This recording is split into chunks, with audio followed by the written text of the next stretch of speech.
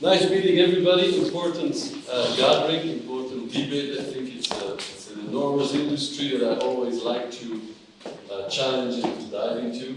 Important industry for all consumers, but also for businesses. Different stakeholders. What is good? I hope we will have different insights and opinions. In the previous panel, I think we focused on what did we learn out of the programs that were highlighted. What are we going to do with this? So let's forget not the past, but we learned a lot of stuff, but future. What are we going to do? What will we incorporate in our future program? There is already some money, there is an ecosystem, there are some stakeholders that are involved, but how do you see to improve, change something in your program? And I will maybe, everybody will have to say, we only have 25 minutes, so don't expect hours of exposition like opinions, but maybe start with you on the left. What would you change and incorporate in future programs? Thank you, Alain. Good morning to all of you. It's a pleasure to be here and actually learn from the outcomes of the projects that we have just listened. And I'm working in DigiGrow, also as my colleague Cecilia, but in the unit dealing with creative industries. So what we are focusing in is on creative industries, which is really a variety of different sectors. We have so-called cultural industries ecosystem, which is one of the ecosystem identified as a key for digital transition, along the textile one. But among this sector, there's a design sector, which is very important, and also under the design specialized activity, we have fashion design, but also interior design and so on. So what we are doing, we are of course behind the Wolde Partnership project that Igor also mentioned this morning, and the call is still open. So I invite you also to take up this opportunity. When we are speaking about the future, as you said, we learn really from the perspective of the Wolde Partnership project. What really works is to give very concrete help, very concrete support to young designers in different ways. So first of all, is to give them a small amount of money in the form of the lump sum, because like this we help them actually to implement things. On the other hand, what was really important, and we see it also through the Wolde Partnership project, is to have very good mentoring program where they can really learn very practical things: how to develop business, how to build a brand, how to get connected to different investors or business partners. This is very, very much important, and what was really also important for this project is actually to have a lifespan. So through this mentoring program, we offer them a kind of, I would say, calendar that we motivate them actually to work, because at the end they have visibility and exhibition and the Milano Design Week. But will there anything change then? Because I hear we give them a bit of micro money. It's pocket money just to experiment a little bit.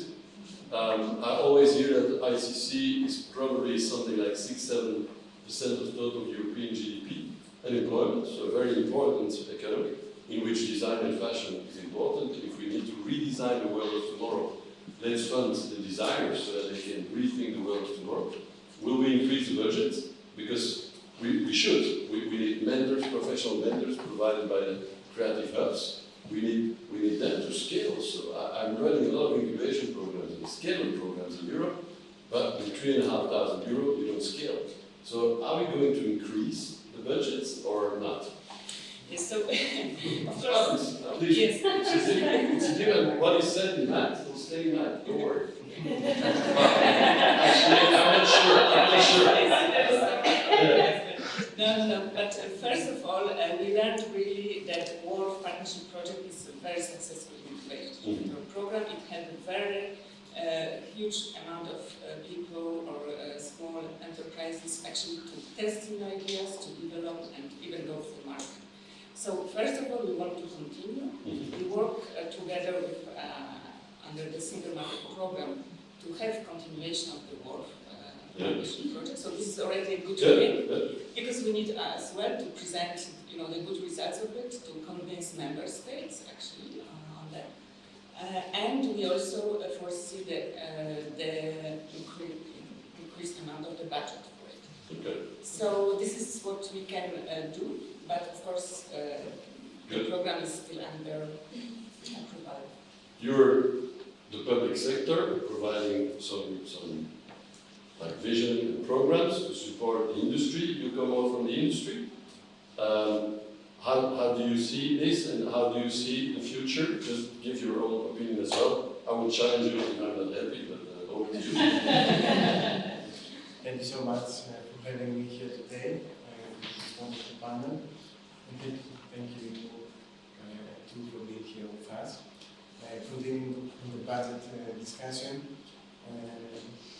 one option is to increase the budget, but even if we don't have this option yet, I think that for future programs there might be some options, some twists that could again bring motivation to the table for these teams.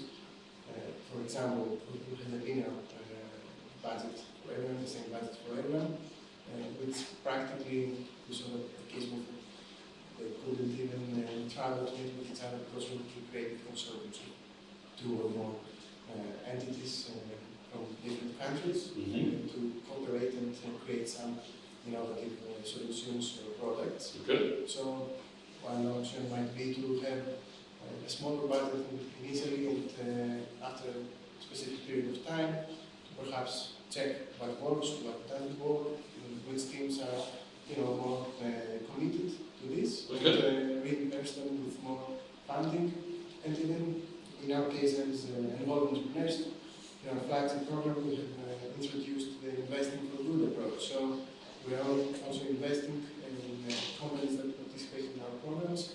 And that's private? That's private money? That's private money, yeah, Okay. and the outcomes for a potential exit in the future, the proceeds are reinvested again in the ecosystem. So we're a non-profit. Okay.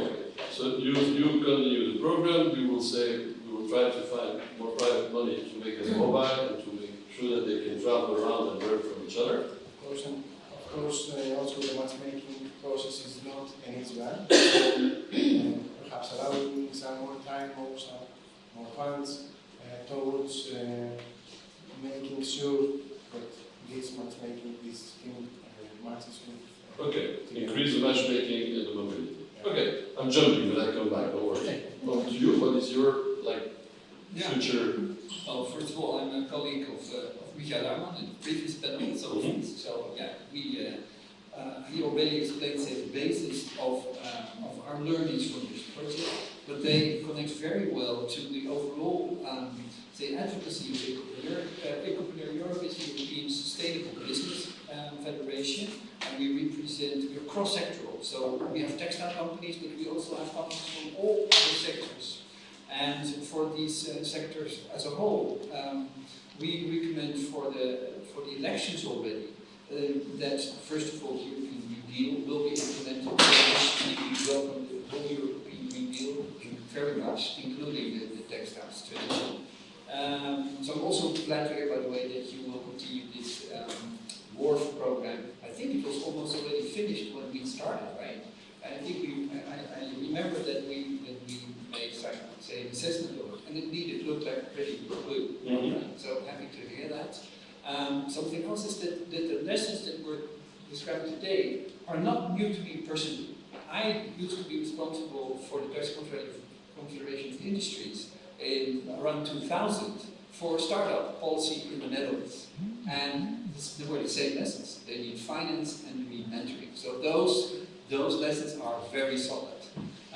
What we see as Ecopreneur that is now an addition missing in Europe as a whole is first of all that this is facilitated at a local level. So these local hubs are crucial. Okay. And we are recommending for all sectors, but also for textiles, 100 regional hubs, circularity hubs, where SMEs can be helped in their own language close by, with personal contact. And just for me to know, we were just sending 60,000 people to somewhere to discuss COP28 with the extractors of petrol, that's going to put 3 billion or 30 billion in a fund to try to repair what they did before. Yeah.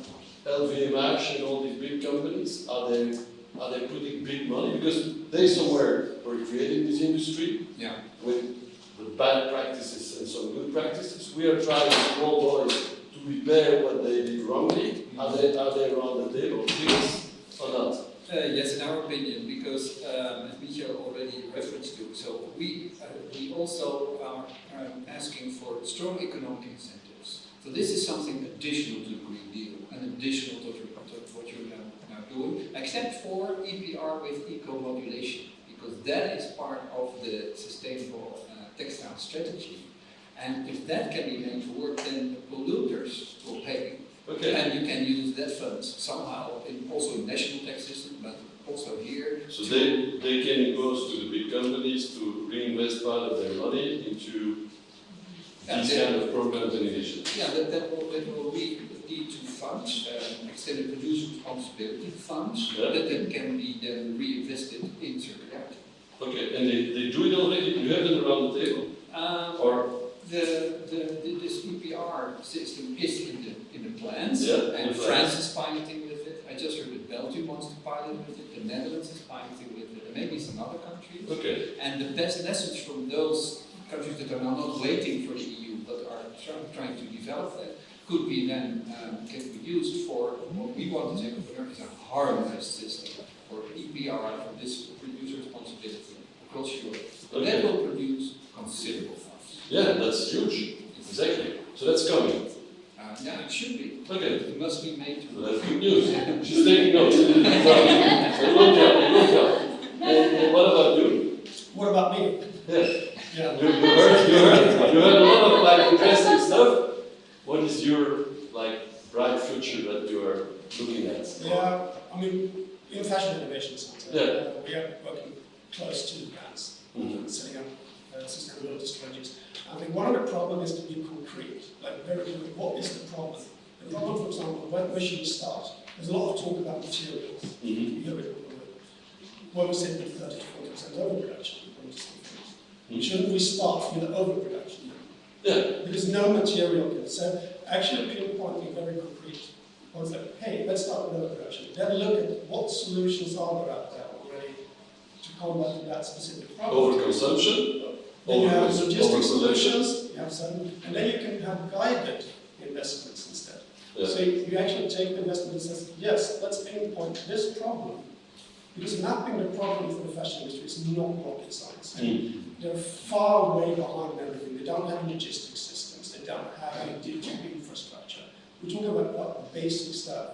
So why not target like the problem specifically? So the systemic thing, like systemic thinking. Systemic and very, very down to earth. Look at the problem, map it out, look at the solutions, and then guide the solution towards the problem more specifically. Yeah. I met a company a few days ago, Tech, and they're doing like when you knit the things together, you use like a rope or like that.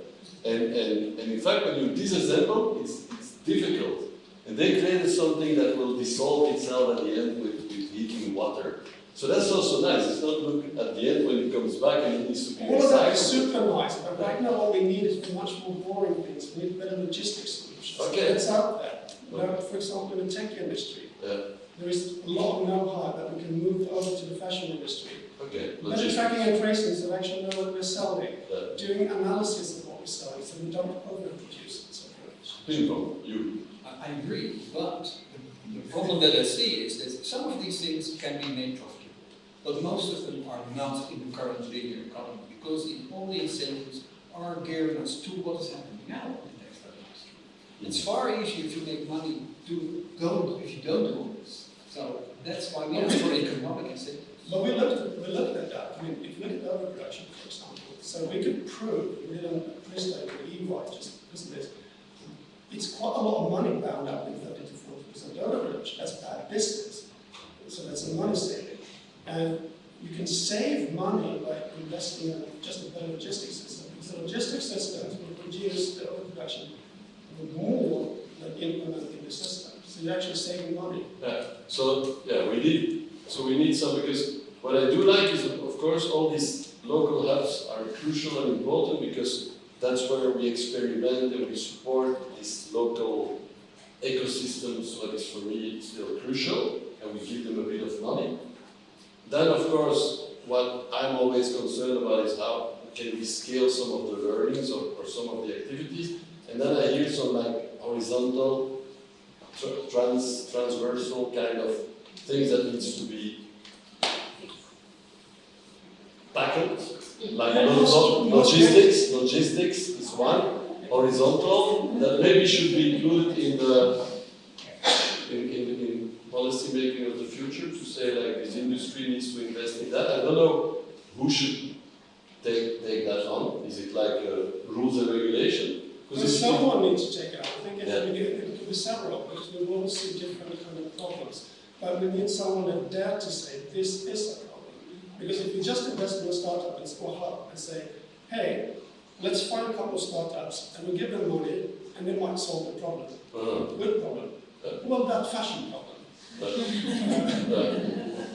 That is something up. But then you say if you let the industry do that, they will never do it, because you can earn more money by focusing on other stuff. So maybe you should regulate it. Maybe this question will be discussed at the next panel on policy. Okay. But I wanted to, if I may, I wanted to come back on this local hubs and really like to be very concrete also for these partnerships that we are funding, but then of course we provide some support for incubation, but then they need actually, easy access to markets, to money and so on. And for this reason, we really work also in cooperation with Enterprise Europe Network, which has really EEN. And they have really local services available in all regions that support SMEs. So all those who need help can actually address to them. And they provide business support, for example, on access to finance or finding partners from different countries and so on. So really very practical advice. Also, recently we have implemented something like sustainability advisors in this EN. So this is really to help small companies to have advice really locally. Because that's also something that I heard in these local hubs. We offer them like a place where they can, of course, be incubated or assisted, and then we provide professional mentors. I've seen so many times bad mentors, so we need to make sure that we can have professional mentors and also sufficiently paid. That's why we need to fund the creative hubs as well. Because I remember one day I was somewhere and I said to the guy, I will bring designers to the brainstorm because they have an interesting view on the future problems of our society. And the guy asked, do we have to pay them? And I said, yeah, they are creatives and designers. They said, and all the others were with suits from Deloitte, and they got like 5,000 euro a day. And the other ones, they asked, do we have to pay them? So I think we need also to put the right value on our designers, on our fashion designers, but also product designers, on our vendors. These are crucial roles and crucial people. So we need to fund the hubs as well and make sure that they can do a proper job. Any interaction? I always like when I do a panel, we're just sitting here like taking coffee, but you have any? May I? Yeah, okay, shoot. Just regarding the, because I'm an SME, I subscribed my participation to EN through a local hub that now is failed, it was closed, ACRA, and now I cannot access to EN because I have not a local hub. Anyway, even if my local hub was still working, it's a very difficult way to match because I had to write to my local town, telling my questions. The local hub, question on the EM. Somebody answered from another local hub, from another country. Then we match together, but we can answer through our local hub. So it's a very, very long and difficult way to match. Answer? Do you have an answer to that? Yes, I very much recognize this. So as Ecopreneur, we are very enthusiastic about the EEN. We also try to work with the EEN on a proposal everywhere. But the EEN cannot do everything at the moment. They need much more, and like you said, a sustainability number, so they're working on it with this beginning. And what we propose is that every national hub will have also regional offices, and that they work with all the experts in region and make partner contracts, also including, again, money for these partners. And that's what in some countries is already working. And then as an SME, you can go to your local contact person. That can already help you. And then if knowledge is needed from other parts in Europe, then the network comes into action, a connection to Europe. Convinced? The matchmaking took 3 months, almost. Still too long. Yeah. Okay, just Can I add right something? now. But I think that this shows that the importance of having hubs that are actually doing the work grassroots, and not just hubs that were created out of nothing that you got matched with, and that in fact that failed because they had just people going there who wanted to help. They knew nothing of what they were doing. Okay. And so Professional professional hubs that are actually doing this work since many years, and they have a huge community of stakeholders in the SMEs, in the fashion, in the European Union. They are exactly the ones that will not waste your time in this way. And I'm sorry, I mean, I like the people that were working at Apia, but this was a top-down project that, I mean, it was meant to fail, and in fact, it was showed that it was failed. Okay. Top-down does not work. Better professional hubs. You had something to add? No, I just think that it's quite interesting with all these hubs. Sometimes it feels like in India we're quite good at creating hubs. And sometimes we create hubs just to create hubs. Because if you look at starting, I mean, sometimes yeah. Because I mean, if you look at the startup, what they need is customers. Because if you have a customer, then you can show an investor that you got. That's true. That's how simple it is. Yeah. And so if there's something we should help startups is get customers and connect customers. Yeah, the best money is the money from your customers. Then they can get Not from the message. That's true. That's true. One last question, and then we will need to stop. 1, 2, 1. Yeah, just, it was a very interesting initiative of the city of Eindhoven 10 years ago, someone is from the Netherlands, from the city administration. They called it the system of creative vouchers. So all stakeholders are exchanging services. Money are not involved, everybody is happy, and that's what they have win-win situations. Yeah. Maybe. I like the city of Eindhoven and the Dutch people, hopefully for long. Count on you. But another question.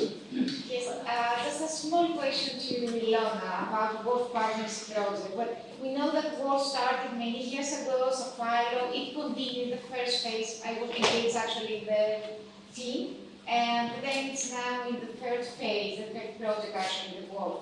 What are the changes that follow from the pilot till now? Because we know there were also challenges and issues, especially the partnership and the matchmaking progress. So what are the lessons that we learned from the pilot and the first phase that actually they were integrated in this new Wolde project, and either plans for the continuation, because we know that it's a tender and it's very difficult to continue a project that is implemented by a Wolde for tenders, because there are no IP rights, where the contractor cannot continue the project. So what are the measures taken for the continuation? Yes, with Wolde we are now in the second edition, so there was a pilot first edition, now we have the second. And we have the last call, which is open now. And it's implemented by a selected contractor through a SMEA agency, and we are providing policy advice from the DG. And of course, we have evaluation of each of the stage, and then we implement some improvements, and for the next editions. I think what was improved was really we could focus on a good mentoring program. We really pay attention, for example, for selection of the mentors. What we do also, we don't have the same mentors evaluating, different calls. We always ask the contractor to renew at least 1/3 because we need fresh ideas. The world is changing, and this is what we are doing now. We have kept, for example, as a visibility event Milano Design Week, because actually this is something that is really welcome by the participants. Everyone wants to go to Milano for networking and exhibition. So this is also, we are listening to the participants, to the steering board community and mentors to do so.